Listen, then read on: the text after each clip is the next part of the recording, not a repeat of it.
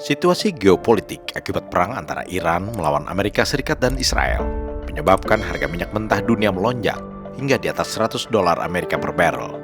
Lonjakan harga ini tentunya akan sangat berpengaruh pada semua negara, termasuk Indonesia. Beberapa negara di Asia seperti Vietnam, Thailand, dan Bangladesh sudah membunyikan alarm tanda bahaya akan kemungkinan terjadinya krisis energi akibat perang di Timur Tengah. Di antaranya dengan meliburkan sekolah-sekolah serta universitas dan menggantinya dengan sistem pembelajaran jarak jauh.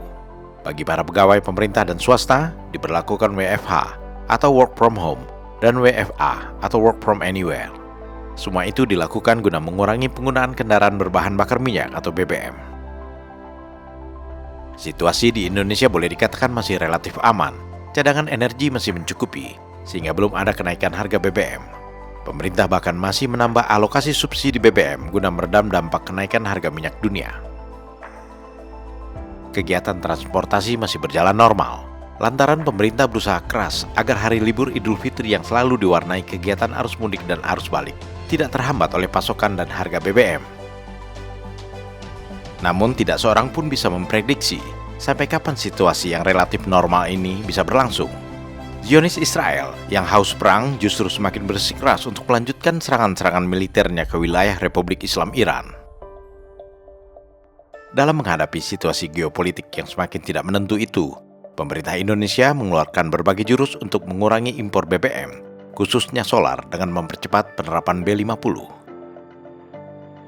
Penerapan B50 ini adalah mencampur 50% biodiesel berbasis kelapa sawit dengan 50% solar konvensional atau solar berbahan baku fosil. Indonesia yang merupakan produsen terbesar minyak kelapa sawit di dunia tentunya mempunyai kemampuan yang cukup besar untuk mengolah crude palm oil atau CPO menjadi biodiesel. Kebijakan mandatori biodiesel B50 ini sebenarnya sudah ditunda pada bulan Januari lalu karena pertimbangan teknis dan pendanaan, sehingga pemerintah tetap menjalankan kebijakan B40 yang sudah diterapkan sebelumnya. Namun menurut Wakil Menteri Energi Yulio Tanjung, penerapan B50 ini kemungkinan bakal dipercepat pada pertengahan tahun ini, menyusul lonjakan harga minyak dunia akibat perang di Timur Tengah. Meski demikian, pemerintah masih menimbang-nimbang banyak hal sebelum benar-benar menerapkan kebijakan mandatori B50. Salah satu pertimbangannya, kebijakan mandatori biodiesel B50 dengan sendirinya akan menyebabkan terjadinya peningkatan penggunaan minyak kelapa sawit secara domestik, sehingga mempengaruhi harga CPO global dan mempengaruhi volume ekspor. Akan tetapi, dalam jangka panjang, penerapan biodiesel B50 lambat laun akan menciptakan kemandirian energi, mengurangi impor solar. Bahkan di kemudian hari, Indonesia berpotensi tidak perlu lagi mengimpor solar. Hal ini merupakan bagian dari swasembada energi, seperti yang dicita-citakan Presiden Prabowo Subianto. Ke depan, atas hasil keputusan rapat dan arahan Presiden, kita akan dorong sekarang B40 menuju B50. Nah, B50 ini sekarang lagi uji cobakan. Insya Allah di semester kedua akan kita implementasikan. Dan kalau ini sudah dilakukan, maka impor BBM khususnya solar tidak lagi kita lakukan. Karena sudah memenuhi semua antara produksi dan negeri dicampur dengan bioetanol sudah bisa mencukupi. Bahlil mengungkapkan pemanfaatan biodiesel berbasis minyak kelapa sawit yang telah berlangsung sejak 2020 hingga 2025 telah berhasil menghemat devisa negara hingga 40,71 juta dolar Amerika. Meskipun sampai saat ini Indonesia masih harus mengimpor sekitar 4,9 hingga 5 juta ton solar per tahun. Namun dengan diterapkannya program mandatori B50, impor solar itu bisa semakin ditekan, hingga akhirnya Indonesia bisa bersuasembada solar. Penggunaan B50 sudah berkali-kali diuji cobakan. Uji coba pada kendaraan double cabin mencatatkan efisiensi 10,4 km per liter, atau lebih tinggi dari B35 yang hanya 9 km per liter.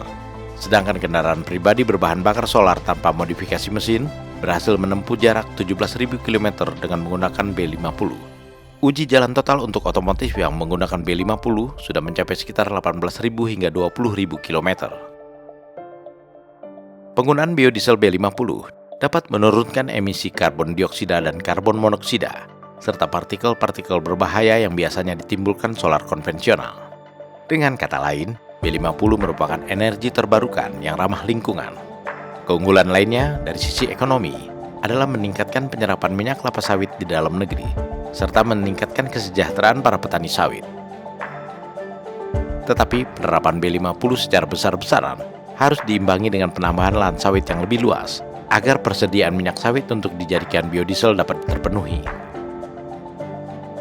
Risikonya memang akan mendapat penolakan keras dari para aktivis lingkungan hidup di Indonesia yang menganggap perluasan perkebunan kelapa sawit hanya akan menimbulkan deforestasi atau kerusakan kawasan hutan. Isu deforestasi ini pula lah yang ditiup-tiupkan para aktivis lingkungan hidup di luar negeri yang seiring sejalan dengan kepentingan negara-negara Uni Eropa. Uni Eropa sampai saat ini masih menerapkan kebijakan ketat dan diskriminatif terhadap CPO Indonesia melalui Undang-Undang Anti Deforestasi. Meskipun Organisasi Perdagangan Dunia atau World Trade Organization WTO sudah memenangkan gugatan Indonesia terhadap Uni Eropa pada bulan Januari 2025. Uni Eropa menjadikan isu lingkungan sebagai alat untuk menekan Indonesia karena ketidakmampuan mereka menghadapi persaingan bisnis kelapa sawit dengan Indonesia, sehingga Indonesia masih tetap menemui berbagai hambatan di pasar Eropa. Entah disadari atau tidak, para aktivis lingkungan hidup di Indonesia terkesan telah menjadi kepanjangan tangan dari kepentingan bisnis Uni Eropa. Padahal swasembada energi merupakan hal yang sangat krusial untuk segera diwujudkan di tanah air, terutama dalam menghadapi konflik global seperti sekarang ini. Bagi pemerintah, pilihan hanya ada dua: menyerah pada isu deforestasi dan tetap membiarkan Indonesia bergantung pada impor energi yang tentunya akan semakin menyulitkan negeri kita setiap kali terjadi konflik global, atau meneruskan kebijakan mandatori biodiesel demi merintis terwujudnya swasembada energi secara bertahap, tentu saja dengan memperbaiki tata kelola perkebunan kelapa sawit hingga tidak mengakibatkan terjadinya kerusakan lingkungan.